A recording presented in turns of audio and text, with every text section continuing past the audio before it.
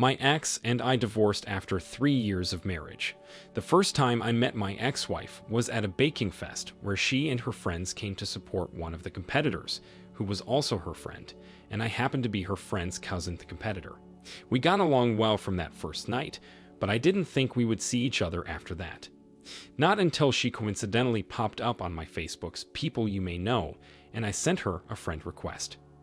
Luckily for both of us, she was online that evening, and she accepted my friend's request that night, and we started talking. From our conversation, I found out that she was a fresh college graduate, and she was job hunting at the moment, but she also worked part-time at a restaurant to pay her bills. I was into real estate myself, and my job required that I traveled almost all the time to check out clients' property and meet with clients who wanted to buy or sell too. I told her about myself too, and we seemed to get along. When we met, I had been single for more than 4 years and was looking for a partner, possibly a life partner. But I wasn't looking for the kind of girl who would be with me just because I was doing well financially. I wanted someone who actually loved me, and because of that, I lied about a couple of things I told her while I talked that night. As time passed, we continued to hang out often whenever I was in town, and I fell in love with her as we continued to see each other, and in less than 3 months of always hanging out, I asked her out, and she said yes. It was after she said yes to me that I began to open up to her, and this was because I was getting more comfortable with her and being around her. Since I was always barely in town and rented a comfortable apartment, I asked her to move in with me so we could always be together, and she agreed. Right from when we started talking on Facebook, I told my best friend about her and how much I liked her, and he encouraged me to make things work out between us, which it did. And since I was only sometimes in town, I would ask him to occasionally stop by the house on his way back from work and check on her for me. She became my world, and I adored everything about her. Her smile was infectious, bringing life to every room she stepped into. Even my mom, who was selective regarding women, loved her at first sight. After searching for a job for a long time, she could not find one. I asked her to stop hunting and started giving her money monthly. It was equivalent to the salary she would get if she worked, and I even added bonuses every time she made me happy. So all she did was stay home, hang out with her friends, or do whatever she wanted aside from working. Our intimate life was great, and it was really one of the things I loved about her. When we met new, we explored together, and she always had a way of driving me crazy in bed. While all this happened, I bragged about her to my best friend, and I kept telling him how lucky I was to have met the perfect woman. He even advised me to propose to her, since I was the only bachelor in our circle, and he helped me pick the perfect ring. My wife and I dated for a couple of years before I popped the question, and she said yes. We had a beautiful wedding, and for our honeymoon, we went to a tropical island she had always been crazy about. Our honeymoon was a gift from my fellow realtors, including my best friend, and it was just amazing. Before marriage, we had agreed to not have kids immediately because I understood we would have to pause our lives for a while to raise a child, and I didn't want that. I wanted to enjoy myself with my wife before a child came, so we agreed to start having kids after 3 years and after she continued taking her birth control pills. The first 2 years of our marriage were great, and I had the best memories from them. We did literally everything together when I was around. We ate, had baths, shopped, and took trips together. We even learned new skills and did our first skydiving together. I ensured that whenever I was at home with my ex-wife, I showered her with gifts and so much love, and we would even go over to my best friend's house for dinner, or he would come over with his family. I loved that the relationship between my wife and best friend was getting more solid, and I loved to see them get along with each other, just like the big happy family I wanted us to be. I also loved that my best friend's wife and my wife were always together, and they did most of their shopping together. The only difference between me and my best friend was that he stayed out late, and his wife began to suspect that he was seeing someone because he began to neglect her, and he was always on his phone. I didn't really think my best friend was seeing anyone because being a realtor required that he meet all kinds of people, including women. I didn't even ask him about it because I had been with him since we were children, and I knew he was a one-woman man. Everything was going fine between our two families until one day, My ex-wife and I were at this rich folks party I was invited to, and unfortunately, my battery died there. I had to make an important call for a deal I was about to seal, so I asked my ex-wife to lend me her phone, and she did. She was busy talking to people at the party, so she didn't even notice when I walked to a quiet place. I typed the number on her phone, and to my greatest surprise, the name Sugar popped on her screen. Funnily enough, it was my best friend's number, which made me curious. I knew it was weird for her to say his number that way.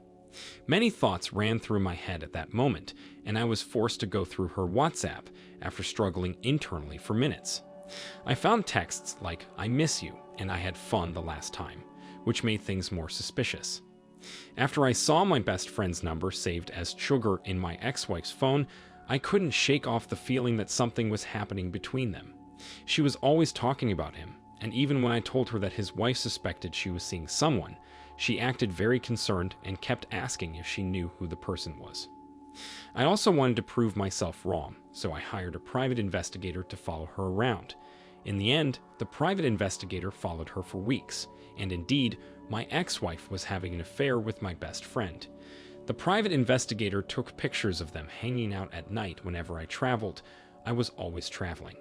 They went to the movies together, cuddled each other in restaurants, and even spent nights in a hotel. Then he would drop my wife and return back to his wife. I was literally in tears when I saw the pictures and the videos. It was the height of betrayal any man could take.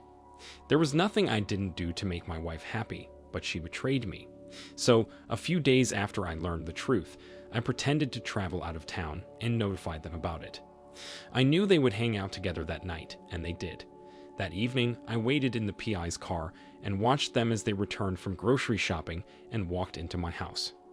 I waited for almost 30 minutes outside before I ran into my house. I opened the door, and we caught them on the couch naked. The PI was with me, and he had his phone camera on. When they saw us, they scrambled for their clothes first, and then my ex-wife began to beg. Everything happened so fast, and I couldn't help but punch my best friend in the face. At the same time, my best friend's wife walked in on us fighting, and she began to yell at him and hit him when she saw him naked.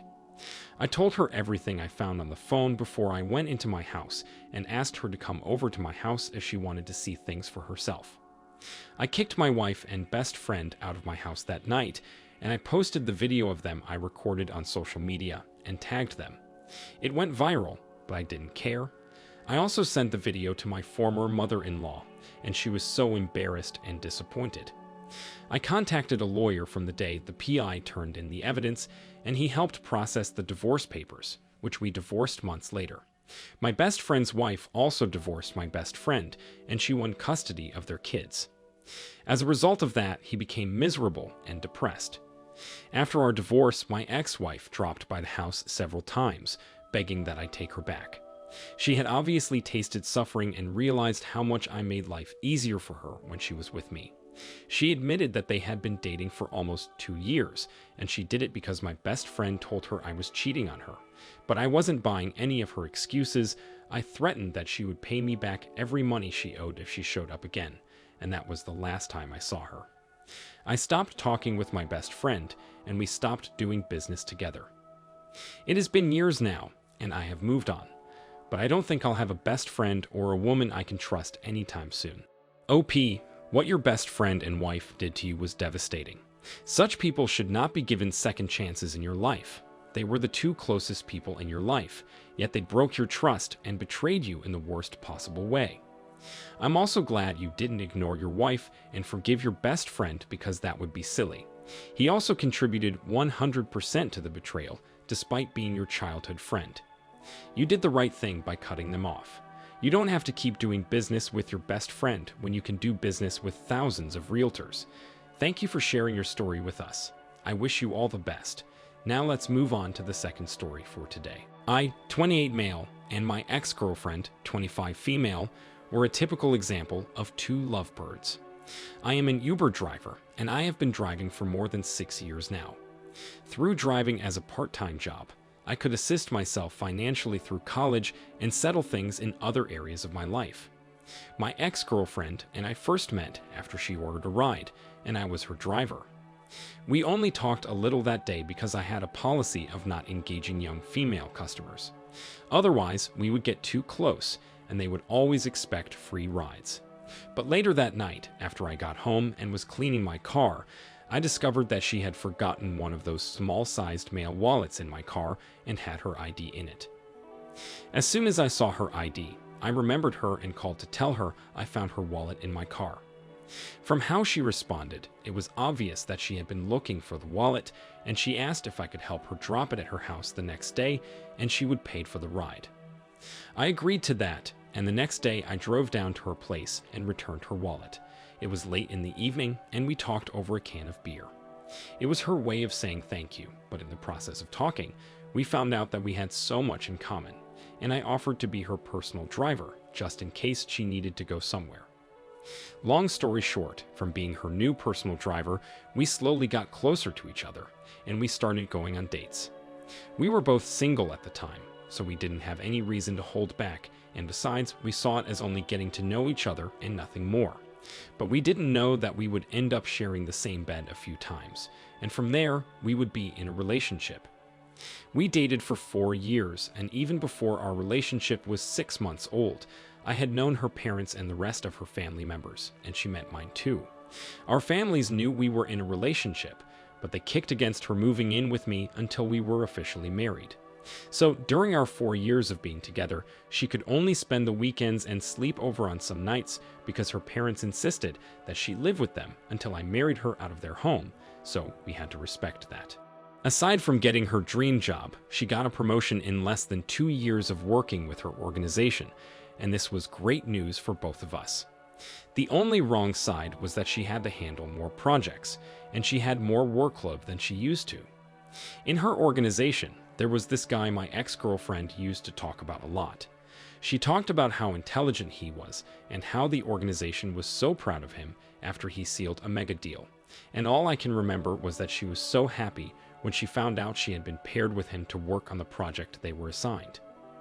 About a month after she started working on this project with her partner, I noticed many things had changed between us. First, she was always too tired to go on a date with me or come over to see me at my apartment like we agreed to twice every week. Also, we used to video call each other every day while working. It either had to be during her break time or mine, but after the project began, she stopped taking my video calls. Instead, she would text back and tell me she was busy, and she would call me later, which she never did. When her attitude towards me kept getting worse, I felt it was because I had not made a move yet, especially since we had already dated for 4 years, so I bought a ring. I wanted to propose to her, so she wouldn't feel I was unserious. I intended to propose to her on her 26th birthday, but I found something shocking a week before her birthday. On that day, a customer ordered a ride to a fancy restaurant, and after I dropped the customer at the location at around 8 p.m., I saw my ex-girlfriend and her colleague from work coming out of the restaurant with a takeout bag. She was holding the bag, and he wrapped his right arm around her waist like they were a couple, and I felt butterflies in my stomach. They did not see me, and I watched them as they hopped into his car, kissed each other after they got in, and drove away. Immediately they drove off. I followed them. He drove her to the parking lot of a hair salon. They stepped out and kissed. Then she got into her car and went home. I was heartbroken, but I had to put myself together, and I could take pictures of them kissing from where I parked my car. After they left for their different destinations, I sat in my car and laughed. It was a combination of tears and laughter, but I laughed the most. I was so pained that she chose to cheat and threw away everything we suffered to build. I had sacrificed a lot of things for her, but it seemed like that wasn't enough for her. The following day was one of the days we agreed she would be sleeping over, and I called her to come over to my place because I needed someone to talk to. I told her I was depressed, and knowing that I had issues of depression in the past, she came over. Throughout that night, I kept brooding over what I had seen, but didn't confront her. Instead, I asked about her project and how everything was at work, as I always did. That night when she slept, I was able to unlock her phone and found chats between her and her colleague. There were chats of them saying things to themselves and even saying ill things about the company they worked for. The sweetest part was the chats contained their nudes, and I took screenshots of everything. sent them to my phone, then cleared the traces. Before she left for work the next day, I asked her if she could leave her new purse. I got it for her, so I could take it to the store and get the same one for my mom as her birthday gift, and she did. When she left for work, I printed many copies of the chat I took from her phone and went to the organization she worked for. Her colleagues already knew me, so they received me well. When I got there, they told me she was having a presentation, so I used the opportunity to share the chats with everyone, and they were all in shock. When she came out, she was concerned that everyone was glaring at her, and when I handed her a copy of the chat, she stood there dumbfounded. Without wasting time, I told her it was over, then asked her for her car key. I gave her my first car, and I walked out on everyone who gathered. She was very embarrassed, and she even tried to follow me. I was satisfied with her public humiliation, and I wanted her to have a taste of what it felt like to commit fully to something and have someone destroy it without thinking. She was eventually fired, as well as her lover, but he cut ties with her because he was already married, and he did not want her to ruin the rest of his life. When her parents found out what she had done, they were very disappointed, and they even tried to call me to work things out, but I blocked their numbers, including hers. I never saw her again, and I hope I never do. I still regret wasting my time, resources, love, and everything I did to make that relationship work. She hurt me so much, and up till now, I still struggle with the thought that every woman out there will treat me the same way she did. OP, a woman who cheats on you once can cheat on you again, and if she could do this after 4 years of being in a relationship, imagine how much more after several years of marriage. Don't let anyone manipulate you into getting back with them. I am very proud of how you handled this situation. Thank you all for taking the time to listen to today's stories. If you enjoyed listening, please feel free to like and subscribe if you haven't already. Also, comment below with your thoughts on what happened. If there is a story you would like to share with me about your own situation or someone else's, then please do not hesitate to contact me. Take care.